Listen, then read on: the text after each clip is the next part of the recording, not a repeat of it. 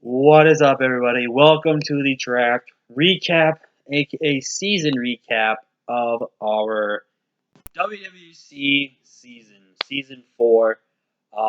This season was a little less than good than we did last season. Last season we finished 6-6 with a chance again to make a playoffs, and it was another chance this season. We just missed it out by potentially one win. There was still another chance we could have missed out on the playoffs, potentially. So, we don't know. There could have been another chance we would have missed out on playoffs, even for 6-6. Because technically, if we went undefeated the last 3 weeks of the season, we would have actually had a chance to make the playoffs. If we had won our week 9, week 10, week 11, and week 12, or back to back, we would have 100% made playoffs or had the chance to make playoffs. But since we didn't, we didn't. We only lost one of the 4, and that's actually a little upset. But you know what? I had fun nonetheless. I had a great team this season. I had some great mons. I loved using some of these mons, and some of these mons I definitely will be reusing in the future. So you guys can hit the like button for this team because this is the most transactions I've ever made to a team before in my life. So let's just go ahead and get into it. So let's go over the mons we had partially in the season, and then mons that we just didn't use / me transaction store. So one of the big ones I'm so disappointed that I let go was Ferroforn. Ferroforn put in so much work versus Ian. It literally won us the game, essentially.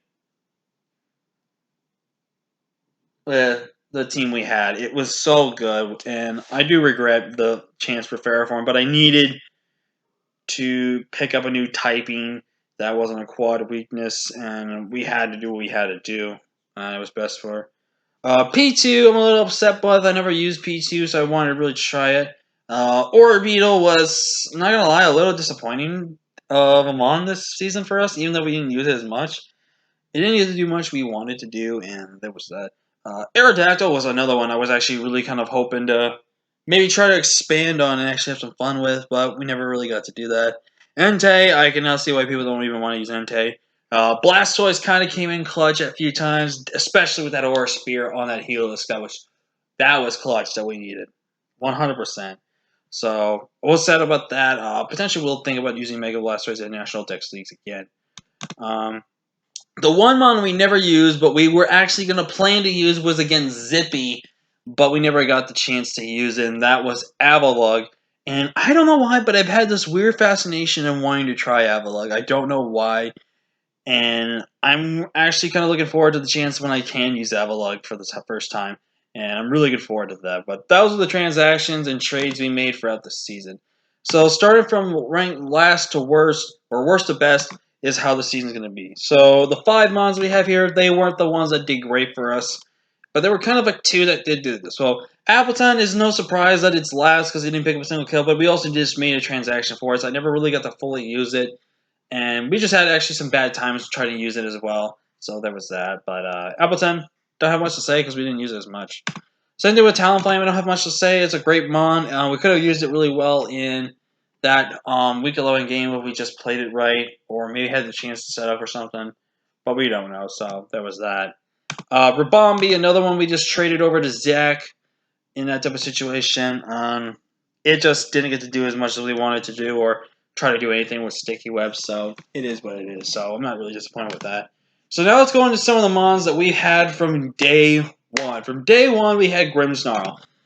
And I'm not gonna lie, Grimmsnarl regular was a small letdown. Definitely the G-Max. Thank you, Motorcycle Man. Definitely the G-Max version has so much better usage than regular, but I feel like I just never really used regular right. There were sometimes regular didn't get to do the way I wanted to do. I didn't set it up the way I should have set it up.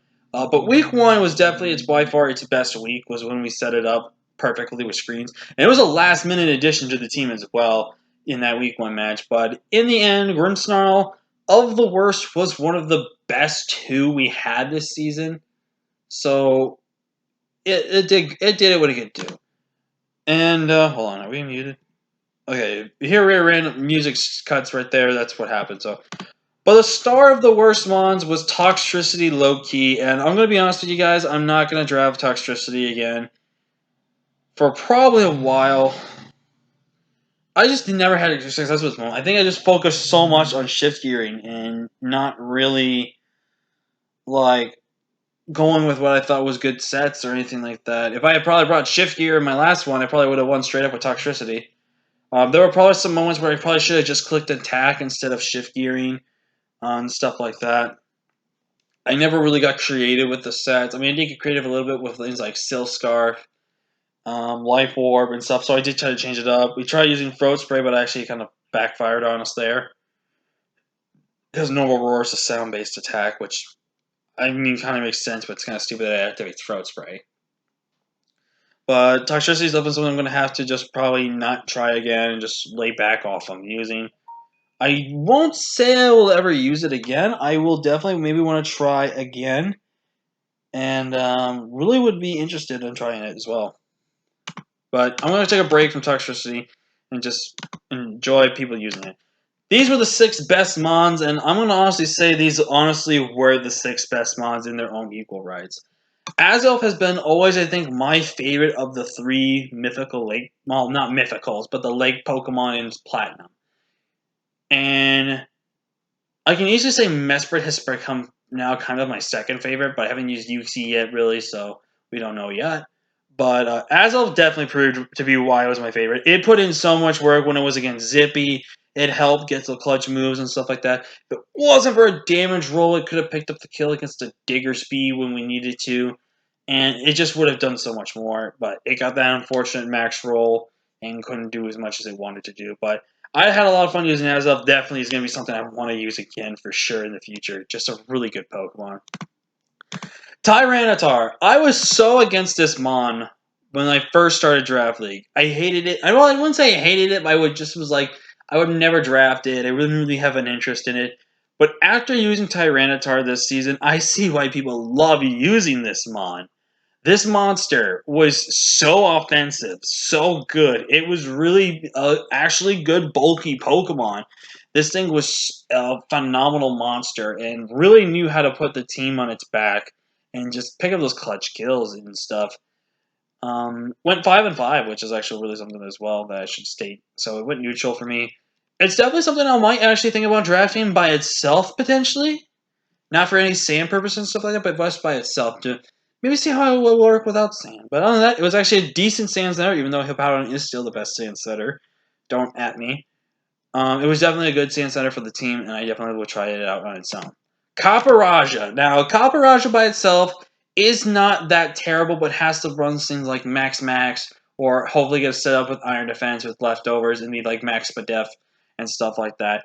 But as for the G-Max version of itself, it did so well. It only went -1 when it came to kill deaths. This thing did so well. And I definitely want to try G-Max Caparajah out again. And I may be willing to give a normal Caparajah another chance as well. Just because this has just been a phenomenal Pokemon. I've loved using it, and it's just a great mon. Now, these are the mons that only went positive in our MVPs. And these two were tied, but I decided to give third place to Sirfetch. Sirfetch could have done some more work down the road, but I just didn't play him right. But Sirfetch proved to be why he's a monster. Sirfetch is so dominant with that base 135 attack, and with Scrappy not having to be intimidated and to hit ghost types. It's just so god dang good, dude. It's just a monster. Loved it. Definitely want to draft Sirfetch again. I've only technically did this as my first full league with Sirfetch, but it's already proven to be one I want to use again. Same with Runarigas. Runarigas just went in this season, dude. They kind of tied and killed, I understand that, but they just did what they did, man. Runarigas especially. I had never had as much success with a ground type and a ghost type, or just in typing. I mean, Extra was my most successful ground type. This probably has become my second most successful ground typing in Draft League, and it's definitely something I want to draft again because it was so much fun to use, and I loved it. And it's no surprise that the MVP actually winning some kills at last season finishes with the best mon on our team, Miss Yervish, aka Dracovish. Definitely will try Dracovish again. I loved using this thing. It was so good, just pretty much click buttons and be a powerhouse. If Sand Rush is ever available again, definitely expect me to put it on a Sand team in the future. But by itself, I'll probably try it again, maybe on a web or something else. But that's going to be the season, guys. I had fun. I hope you had fun. Thank you for all your love and support. But until next time in the next league, I'm First Rock and Hedgehog. I'll see you.